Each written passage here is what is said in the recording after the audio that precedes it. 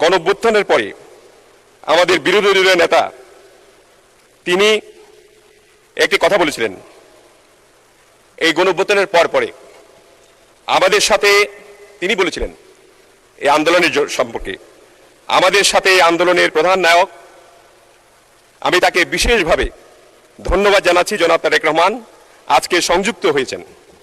তিনি দূরে থেকেও জাতিকে আমি বলবো অত্যন্ত বুদ্ধিভিত্তিকভাবে এবং সফলভাবে নেতৃত্ব দিয়েছেন।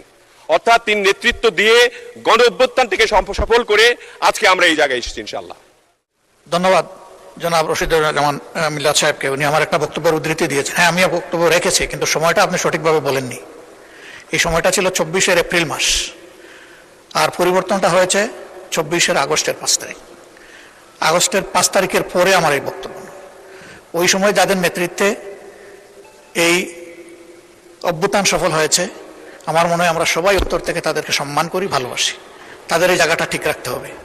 এমনকি ডক্টর ইউনূস আমেরিকায় গিয়ে একজনকে তিনি মাস্টার মাইন্ড বলেছিলেন। আমি সেই ব্যক্তি প্রথমে প্রতিবাদ করে বলেছি, এই আন্দোলনের একক কোনো মাস্টার মাইন্ড আমরা মানি না। আমাদের যুব সমাজকে কৃতিত্ব দিতে চাই, আর মাস্টার মাইন্ড হচ্ছে বাংলাদেশের 18 কোটি মানুষ। ধন্যবাদ আপনাকে।